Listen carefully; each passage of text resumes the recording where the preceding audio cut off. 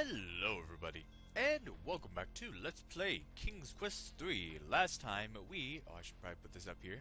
Last time we went around Ludor while the wizard was taking a nap and collected a whole bunch of seemingly useless objects. But we will have a use for them, as you will actually see very, very soon. We also discovered a secret passageway under the wizard's study. So now that the wizard went on another journey, we are going to make use of it. But first, I want to get that wand that we saw last time. You unlock the oak. Alright. So let's grab this. Inside, you find the... You take it with you. Yeah, so careful with that. Anyway, I was trying to open this earlier and I noticed something funny. You could actually take a look at some of the books here. You scan the bookshelf for interesting titles and find a book entitled Black, the Ultimate Fashion Statement. You scan the bookshelf for interesting titles and find a book entitled Secretly Secluding Servants for a Lifetime of Service and Servitude. There's a book written about that? A whole friggin' book? You scan the bookshelf for interesting titles and find a book entitled 1001 Unlikely Uses for Cheese. You scan the bookshelf for interesting titles and find a book entitled Ancient Wisdom, The Legacy of Our Forebears.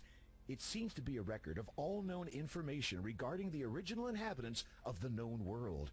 It is a notably thin book. I think that may be a joke on the fact that, if you notice in King's Quest 1, there's barely anybody inhabiting that place at all. You scan the bookshelf for interesting titles and find a book entitled Wither the Weather or Wetting the World, an anthology of meteorological spells. You scan the bookshelf for interesting titles and find a book entitled Lifestyles of the Weird and Wicked. What else? You scan the bookshelf for interesting titles and find a book entitled Guide to Maintaining a Healthy Beard. Oh, these are great. You scan the bookshelf for interesting titles and find a series of magazines entitled Wizarding Weekly. This week's edition includes tips on keeping your hat pointy. This You narrator scan is the just so bookshelf great. for interesting titles and find a book entitled Levers and Bookcases, a Traditional Connection.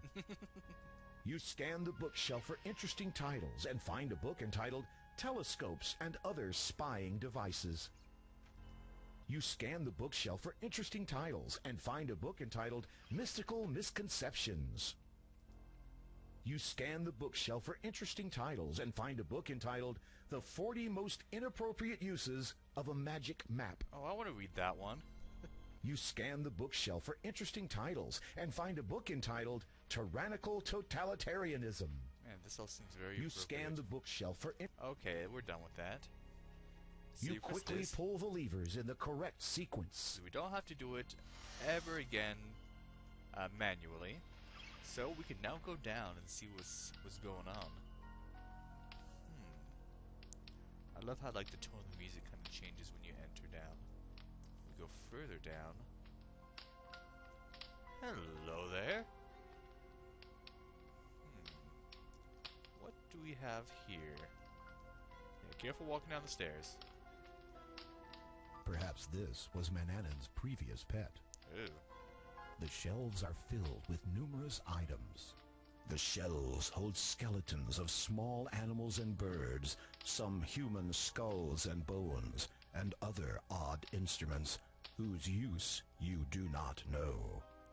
But we may find out. There is a chest sitting next to the shelves. The wizard has a desk and stool sitting in the corner. Against the earth wall is a massive oak table with a spacious worktop. Numerous items are strewn about the desk. It's apparent that the wizard doesn't clean down here. Oh, I almost forgot. I forgot if it's in this desk or the one There above. is nothing that looks awfully useful on that desk.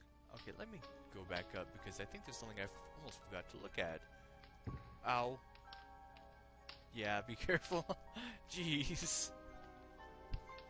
Surprised I didn't kill him. What the? Why do I hear the cat? Oh well, no problem. Let's just go up. And I believe on this desk... You open the desk's only drawer, but you see nothing interesting. You sure? Again, you search the contents of the drawer, but find nothing interesting. I'm still not convinced. Persistent, aren't you? Very persistent. Upon closer examination of the contents of the desk, you find a letter. You remove it and take it with you. Aha! Fourth time's the charm. So we now have a letter. Let's take a look. You carry a letter addressed to Manannan. You don't know who wrote it, and you're not sure you want to find out. Well, let's read it. My dear Manannan, it saddens me to learn that no word of your sister, Hagatha, has reached you of late. We can but hope she is well and able somewhere to do as she pleases to whoever she pleases. Now, that sounds kind of rapey, doesn't it? My own sister as well, and thank you for asking. She was taken with you once before you grew that excessive beard, and insists that you are a handsome man in your day. I can only imagine. Is your servant performing as adequately as the last? You certainly picked them, don't you? Rumor has it that the father... The father had a particular say in who this latest slave would be. Such a rare honor. I'm really quite envious. Then again, you name them all Gwydion, so what does it matter where they come from? The way they all meet their end and all on their 18th birthdays. You are such a poetic dear. As for my own darling boy, he is performing his role as loyal son superbly. One might think he'd been doing so his whole life. There seems to be more written on the other side of the letter. In matters of the faith, my response is as it has always been. We must continue to do what we can to usurp control from the unfaithful, so that the world may be prepared for the great day. For my part, I have made plans to rid this realm of my enemy. Being so predictable and obliviously innocent, she will make easy prey.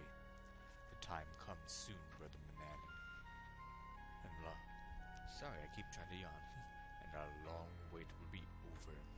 May swift destruction come to all those who oppose us. In the Father we trust, L. P.S. You really shouldn't keep cats around the house. Steeds make much better pets. L. Who is this L? Well, that's something we don't find out until another game. I love how they make that connection, though. And Hagatha, that was Manannan's sister? Uh-oh, King Graham kind of killed her in the last game, but I guess we're unaware of that in this game. Don't you remember? You emptied it yesterday. Oh, okay. So now let's go back down. Now that I've done that. What the? Oh! Seems like black cats really bring bad luck. Well, yeah. If the cat's right there, you want to go back up and come back down. You, I knew that was going to happen, but I just wanted to show it off. So let me go back and meet you down there. Alright, we're back down here. And there's a few things we want to get here, too. Most of the bottles are unmarked. There are a few things that interest you, though. All right. Most of the bottle. So let's take a look at what the shelves. The shelf. You spot an empty flask. I believe we want that. You pick up the empty flask and take it with you. All right, man, it's the Legend of Corrandia all over again. You see a bottle labeled Toad Spittle. We want that. You pick up the bottle labeled Toad Spittle and take it with you. All right. There is a bottle labeled Toadstool Powder. Let's grab that. You pick up the bottle labeled Toadstool Powder and take it with you. What else? I'll just grab them as I go.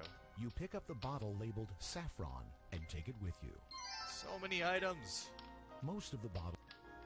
You pick up the bottle labeled Nightshade Juice and take it with you. Pretty much if it has a color to it, take it. I think the shelves are... Leave. This? This bottle is... yeah, I want that. You pick up the bottle labeled Ground Fish Scales and take it with you. Alright, I believe that is everything, is it? The shelves are... Yeah. The shelf... That should be everything. I don't think there's anything on the other shelf. Let me check You're real not quick. really into collecting fossils and the like. Some things are better left upon the shelf. Alright. Anyway, first thing we want to do, we got that empty flask. It's just an empty container. You could put something inside it. Let's touch it. You can't drink from an empty container. Alright, well, let's, put the seawater. You fill the flask with ocean water from your cup. There we go. It'll be much safer in there. Alright. Now, this part is tricky, and I'm actually going to save right now. Okay, so... Atop the oak table are a large leather-bound book, a mortar and pestle, a little brazier holding charcoal, a flint, measuring cups, beakers, flasks, and stirrers. So, this table is very important. This is a major mechanic of the game. Creating spells. So let's take a look at the book. You take a closer look at the wizard's work table. So yeah, the timer's still going, so keep an eye on that. And let's take a look. Covered with gold trimmings, the old book's leather cover is cracked and worn, its pages yellowed and brittle. The title, however, is clear: The Sorcery of Old. You eagerly thumb through page after page of what you assume to be magic formulas. The ink of the old handwriting is faint and barely readable. Most of the formulas are indecipherable, but a few are in a language you know. You treat the old book with great care. As you can tell, it contains recipes for some very old and powerful magic spells. Your hands shake as you realize this book could be the key to your escape from the evil Manannan. Too right you are. Alright, so we have some pages here that have instructions. You want to follow these instructions exactly. Mess up even one step in any way, and it is game over. So, yeah. I'm gonna save again in the same place because I don't want to go through that speech again. Alright, so this is one that we can do right now. So, understanding the language of creatures. Pour one thimble full of dew into a bowl. That's where we got that. So if you were playing this game for the first time and didn't have any guide or anything, then pretty much this is where you would kind of figure out things like that, like how to get a thimble full of dew, get animal fur, etc., etc. Fish scales, we got those. Dried reptile skin, we got that. Small feather. Okay. And note that for the fur, you want to use the dog fur, and for the feather, you want to use the chicken feather. Don't use the cat fur or the eagle feather. We need those for another spell. Alright, so... Let me show you what happens if you do something wrong. Each one actually has a funny little thing. You see his ears grow big. You shouldn't try making up your own spells. I'll be showing each one off because they're funny. So let's do this right. So, first we need our dew. Do the dew. Actually, let's take a look. I did feel that was dew, The right? dew spot. Yeah, okay. So, let's see. Oh, we need a bowl. So we need to combine that with the bowl. You add the thimbleful of dew to the bowl. Okay. You look at... Place one tuft of fur from any animal into the bowl. Remember, use the dog fur, not the cat fur. Leave. You're carrying a hand... Sand. You're carrying a handful... Soil. Where's the... You hold a small... that's not what I want. The dry... The wad of There dog we go. hair is dirty white and brown. Put that in there. You add the dog fur to the bowl. Okay. Let's see now. 1 rounded spoonful of ground fish scales. Okay. So let's see, we have fish scales somewhere around here. The cream-colored toad spittle inside the jar. Saffron. The nightshade. Juice. Within the glass container, you see your ground scales. The powder emits a faint, fishy smell. Okay, so a rounded spoonful. Within the glass. Let's see, do we have a rounded spoon here, or do we use one of our own? Perhaps we have to use this spoon. You measure 1 spoonful of ground fish scales and add it to the bowl. There we go. Let's take a look. Alright, 1 dried reptile skin, feather. Yeah, do it in that order, remember. Not in any other order. The dry. You add the snake skin to the bowl. Alright, and then let's see, I believe this is the chicken feather. The chicken feather is small and light, no more than a piece of fluff. What does it feel like? I should be touching things more often. Oh, yeah, see? That's what happens. I did one thing wrong.